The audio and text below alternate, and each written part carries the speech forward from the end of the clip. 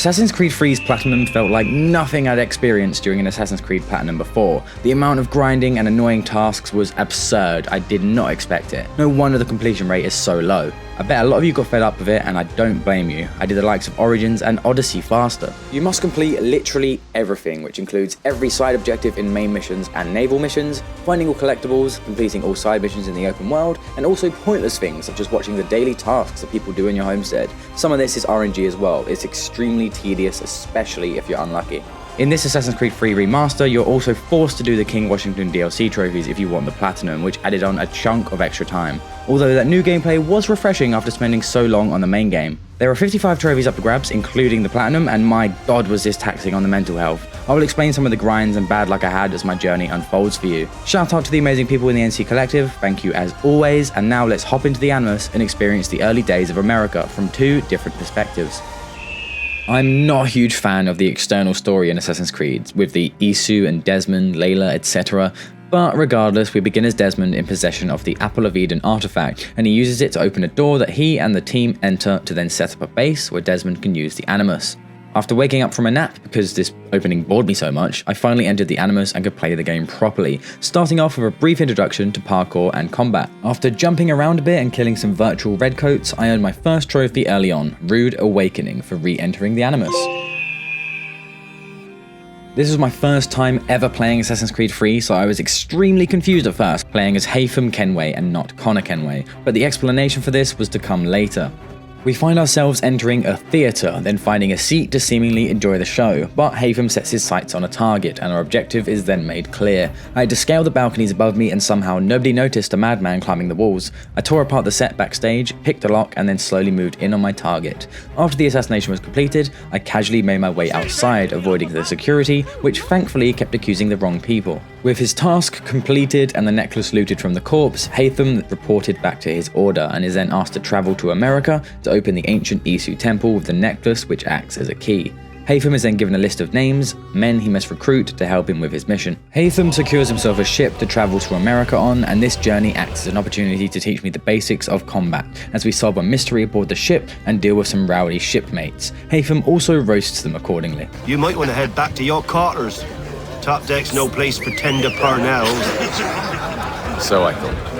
And yet here you are. I then had to batter them all like fish, also learning how to disarm opponents wielding weapons. We're broken up by the captain, Samuel Smith, who then asked for my help in regards to a mutiny. I discovered the traitor in our midst and was also presented with one of my first optional objectives. I was aiming to complete all of these before advancing on with the story, so if I failed any I would just pause and select restart from checkpoint, so that there was less to go back to later.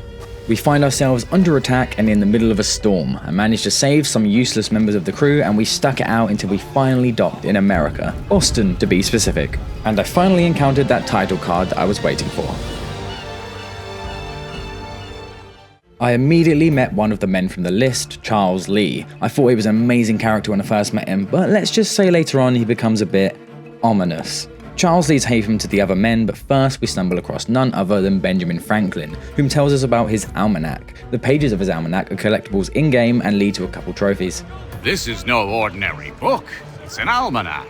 The first I ever wrote. Benjamin Franklin, pleased to meet you. I was then led to a local tavern to meet the next man on the list, William Johnson. This tavern was essentially our private meeting area for operations in Boston. I took up a request from William, which led me to the next gentleman, Thomas Hickey. Thomas Hickey? Who's asking? Haytham Kenway. Is that supposed to mean something?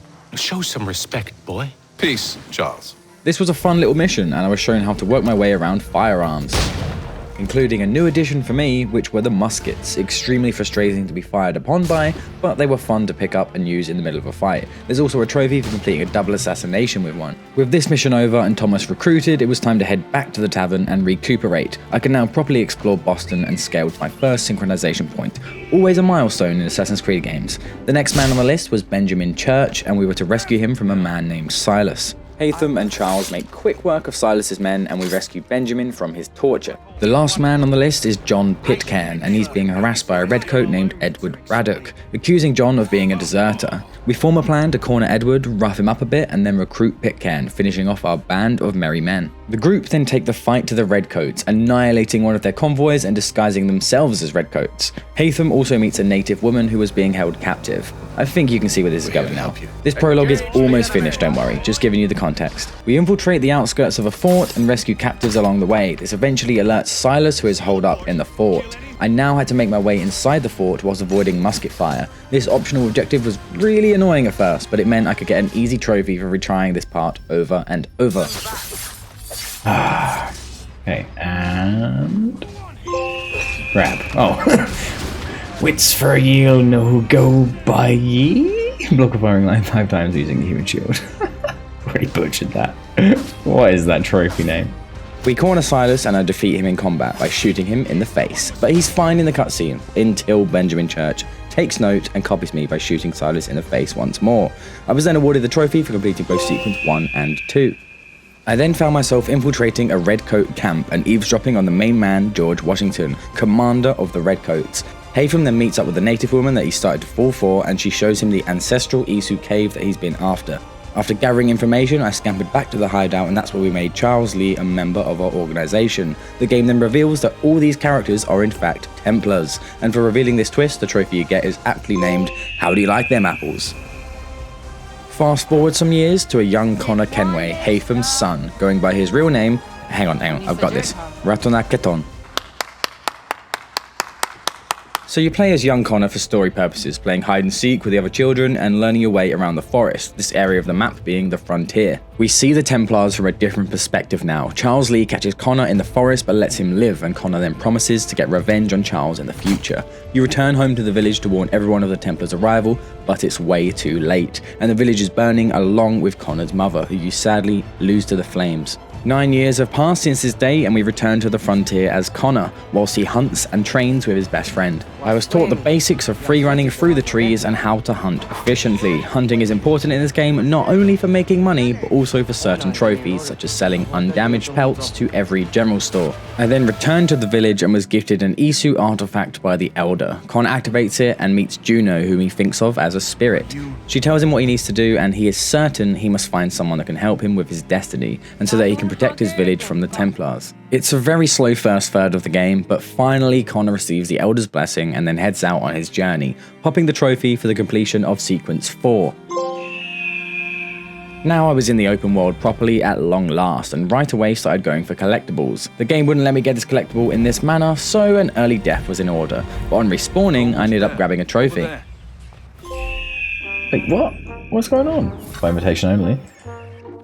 I had to join a club. Okay. All I did was die and then get invited to a club. I'm so confused. Connor finds the man he's looking for, a retired assassin called Achilles Davenport. Achilles agrees to train Connor and take him on a trip to Boston, the first time Connor's ever been out of the forest. And this is where Connor gets his name. Achilles names him after his son, whom sadly passed away. Connor. Yes, that will be your name. Connor meets with none other than Samuel Adams, a key figure in the American Revolution. I then had to escort him through underground tunnels that link the whole city together. These had to be fully explored for 100% as well. Ugh. Sam then showed me all the ways I could remove my notoriety in cities, and then I decided to go on the hunt for some more collectibles, namely Ben Franklin's almanac pages. Trying to get this magical page. There we go. Don't mind me. Whee! Oh, blowing in the wind. Hey, retrieve every page for one of the almanacs. Ah, very nice. Next, I blew up one of 7 forts and swapped the flags around. Then I made it back to the homestead to find Achilles, who finally gave me the hidden blades. It only took 8 hours or so. Christ. I then helped out a few people in need, such as Terry the lumberer, who couldn't swim, and then Lance the woodworker, who was being harassed by redcoats. Recruiting one of these guys to the homestead awarded me the house party trophy too. I was then introduced to Robert Faulkner, who captains a ship called the Aquila, and is also voiced by Kevin McNally, who plays Gibbs in Pirates of the Caribbean. There's a trophy called Original Gamer that requires you to win 2 different board games and a game of bowls. It's extremely frustrating, but I decided to spend some time getting a couple of them out of the way first. I hadn't unlocked bowls yet, that would come much later on. And I also won a game of checkers and didn't realise that it wasn't included in the trophy description. Damn it. I fixed up the Aquila with Robert, and that meant I could partake in my favourite part of the game, the naval battles. I'm a huge fan of all the naval aspects in Assassin's Creed games, seeing as Black Flag is one of my favourite games of all time. After my introduction to those naval missions, I headed back to Achilles' manor and he gave me his old assassin's outfit, so Connor was fully geared up now and looked like a badass. It took so long to finally feel like part of the Creed. Once this part was over, I got my next trophy for completing Sequence 5. The game took me out of the Animus to play as Desmond again, where I climbed a crane and parachuted off a building. It felt like playing a weird mod, seeing all of this stuff right after tearing it up in 18th century America. I grabbed an artifact, then beat up a Templar with it, a guy called Cross, and then I was given the Crisscross trophy. Back into the Animus now, sometime later, and Connor is a matured assassin. He finds out that his village is going to be wiped out and buries the hatchet to signify that he's going to war. I helped out some more friendly folks and invited them to my homestead and experienced a sprinkle of that Ubisoft bugginess with this mission. What the hell? Perhaps there is something you could do. What? What the hell, man? This frickin' game. I then found a convoy in the woods and decided to go for a trophy that comes along with them, for looting the convoy without killing anyone. Okay, I mean, I hope that counts. Come on, please, pretty please. Yes, oh, I did count. Prince of Thieves. Oh, phew. Loot convoy without killing any of its guards. Oh, well, that's a pretty annoying one out of the way. I pretty much did it before, but Connor decided to break a guy's neck. Afterwards, I went back to the homestead to do some side missions. I had to break up a fight between two of our lovely locals, Godfrey and Terry. I'm gonna smash you, you looby! Back to the main sequences now, and I'm hunting down my first Templar, William Johnson. After taking a wrong turn and being mauled by a bear, I finally snuck my way up a cliff and assassinated William. I didn't get a prompt for a new side objective though, and failed it by not swan diving to escape at the end. One I'll have to revisit later. But I still get my trophy for Sequence 6. My next target is John Pitcairn, and I'm thrown into the middle of this civil war, fighting against the Redcoats. There were some really cool missions here, such as commanding these soldiers to fire upon incoming Redcoats at the right time, and once we'd pushed back the enemy, I had some spare time in the frontier, which I spent mucking about with rope darts, a really cool tool I used to grab my next trophy. Whoa. Whoa. He fell down. Did they just shoot the rope, or was that because I knocked him? Oh my god. I've got to do one more. Can I do it in combat? I can. Oh! You can join your friend, Predator. Hang 5 enemies by using rope darts. Next, I met with General Putnam and moved on to doing missions for him. He was definitely one of my favourite characters.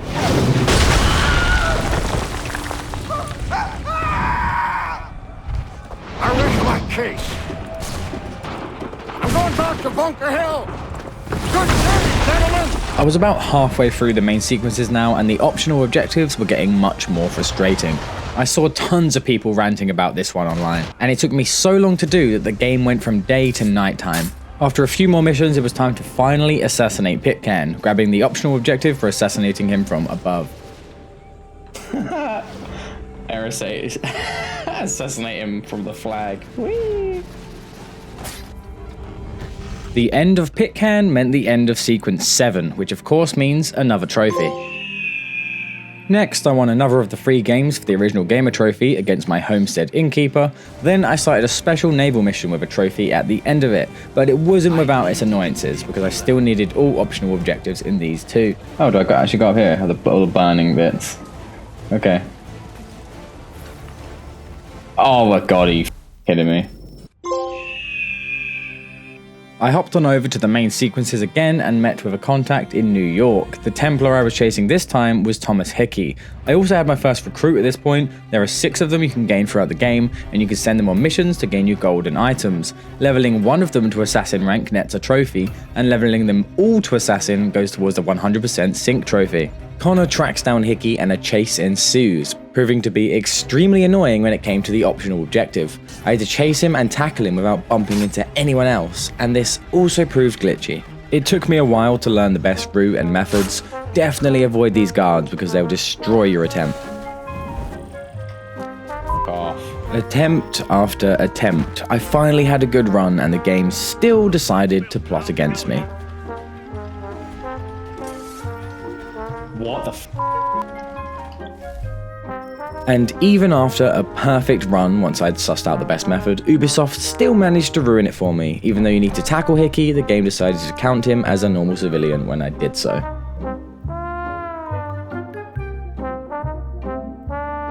I'll just have to come back to that one later. After catching Hickey, we end up in prison and find a contact that can help us escape, starting prison brawls, stealing keys from the warden once he kindly lent me his pocket, and then sneaking my way to Hickey's cell, only to find that I'd been swindled by Thomas and Charles. They kill the warden and then allow me to take the blame for it, sending me to the gallows to be hanged in front of the townsfolk. Thanks to Achilles, I was saved, and this gave me the opportunity to assassinate Thomas Hickey at last. You're not getting away this time. After the dust had settled, my allies label me a savior, and that marks the end of Sequence 8. I'm then pulled back to reality as Desmond, somewhere in Brazil. I have to avoid being hunted, get to watch a cage fight for free, and then beat up Cross again, which fetched me another trophy for getting that out of the way. Then a fun trophy for a double assassination with a musket. Oh, so sorry.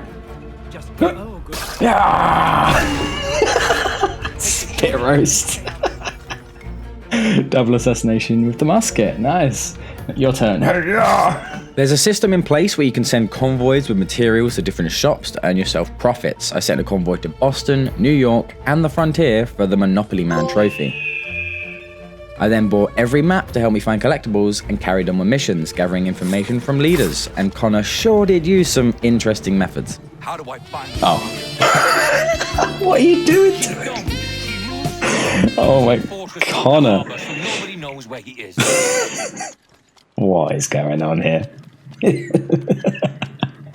Next, I hit the halfway point in the open world grind. Oh, multitasking. Wow. Almanac stuff? Oh, 50% of the progress tracker entries. Lovely. I do always love the random funny stuff that happens in Ubisoft games. Things just always seem to go wrong, don't they? Oh no, mistakes. This game.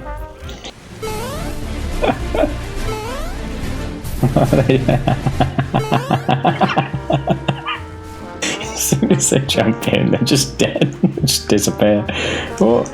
Oh, that's funny. I decided to get another trophy out of the way next whilst juggling with the main story. I earned the one for selling pelts. Not too much of a challenge, just make sure you uncover all the general stores on your map first. And yes, Courrier de Bois. I probably butchered that. Exchange undamaged pelts at all different general stores. During the story, I met up with Washington on the front lines, and shortly after, Connor was pounced on by none other than his dad, Haytham. A Templar had gone rogue and they decided to team up to stop him, which was really cool, seeing as I've played as both of them now. During one of these missions, I earned another trophy, which I felt was a bit undeserved, but what can you do? Oh, eyewitness. Hello. Oh, I know what that's for. Witness a predator killing an enemy. But I didn't witness it, but I'm not complaining. There are many liberation missions scattered around the map which take no time at all. This is also how you gain new assassin recruits. There's a trophy for completely liberating New York or Boston. Thank you, mate. And trophy! Man of the people. Liberate all districts in Boston or New York. The rogue Templar we're after is Benjamin Church, and Connor must disguise himself to chase after him alongside Haytham. Church leads us into a trap by using a decoy, and we must then escape a burning building after Connor saved his dad's life. These were fantastic parts of the game. I loved the bond they start to develop. No, don't do that. There's no way of knowing what's on the other side.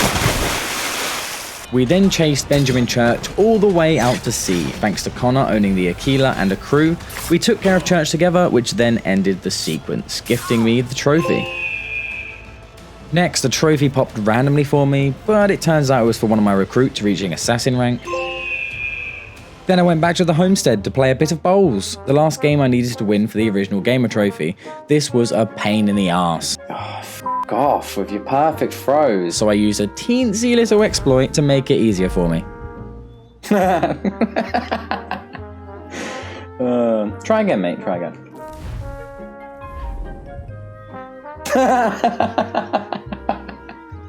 It's okay. Try again. You got this. Oh, lucky buddy. Original gamer, yes, I got it. Oh, win a game of Fanarona, Morris, and Bowles on the homestead. Yes, that is so annoying. I had to choose that. It was so funny though. Oh dear. I then upgraded the Aquila a bit for the Tumble Home trophy. And for gaining the last person in my homestead, Big Dave, I got a complete set trophy too. During the main sequence, things took a dark turn when Charles Lee manipulated and recruited men from Connor's village to fight against him, resulting in the death of Connor's best friend by his own hands. All isn't doom and gloom because I grabbed a trophy for crafting my first Ben Franklin invention. A really fun mission has me firing on redcoats with a cannon, and this was the perfect chance to get my next trophy. Fire! Hey, circus act! Kill 15 guards with a single cannon shot. Nice! Wahaha! Alongside a new ally, Lafayette, Connor tells Washington that Charles is a traitor because he purposefully gave bad tactics to our soldiers, leading in us almost losing the battle. Washington doesn't take this very seriously, leaving Connor fuming. Wrapping up, sequence 10. Now, back to Desmond again to kill off the immersion, as he rescues his dad by using the Apple of Eden to mind control and completely annihilate all the guards at Abstergo. After this massacre, the trophy pops so I can finally get back into the Animus. And whilst playing as Connor again, I picked up a trophy for killing elite guards called Jaegers. Oh, Jaegerbomb! Oh! After becoming fully notorious, kill 10 Jaegers before losing your notoriety. Oh, I thought you had to lose your notoriety. Oh, watch this. Oh yeah. Boom. Get stabbed by your own guy. I then got one of the more annoying completionist tasks out of the way, which was uncovering all of the underground shortcuts. Then Connor chased after Charles Lee, but instead came face to face with Hatham in a fight to the death. This was really crappy. I really wanted them to stay as a team. Finishing off Hatham gave me the trophy for sequence 11. Now it was time to finally chase down Charles Lee in the dramatic climax of the Assassin's Creed 3 story. This chase leads us along the docks, through a burning ship where we sort of come to a stalemate, and eventually we have an emotional meeting again when Connor chases Charles to a tavern, and even as enemies they share a drink together before Connor plunges his blade into Lee at long last, ending the final sequence and giving me that last story trophy. I suppose I'd better give you some context to the crappy Desmond part again. We use keys to open a doorway in the Isu cave, then Juno appears, and after telling us that the world would end, Desmond sacrifices himself to give humanity a chance at survival, and that was finally the last I would see of Desmond in this game. The next trophy is awarded for seeing how each area is faring after the Templars have been destroyed here. Then my first goal post-game was to go back to the main sequences and pick up any optional objectives I missed for the Perfectionist trophy. Yeah? Yes! Perfectionist! Oh, complete 100% of all main mission constraints. That is the challenging part out of the way. Now for just a mind-numbing grind. It was time now to get 100% on everything, including the likes of all the club challenges, which are really annoying. So like hunting every animal, killing enemies in certain ways, pickpocketing certain amounts of money, etc, etc. It goes on. And it was also a great opportunity to do the naval missions I loved so much. Whilst hunting elk, I got the trophy for my first of the clubs. Yeah. Gotcha. Hey, in good standing. Finally! Complete all challenges for any of the clubs. That's one club down at least. I started on one of the naval quest lines hunting for Captain Kidd's treasure, and after acting like Indiana Jones, I finally grabbed the treasure, the trophy for finishing these quests. I had no problems at all doing naval stuff because I find it so fun. Yeah, all washed up. Complete all naval missions aboard the Aquila. Now I've just got to do the privateer missions, and I've done all the Navy stuff. Oh, and I'm gonna have to redo some sequences as well for the optional objectives. Ugh. There were 12 privateer contracts to complete, and this flew by because I was having a blast. I get way into the naval aspects. Half sail. Cannons ready. Fire!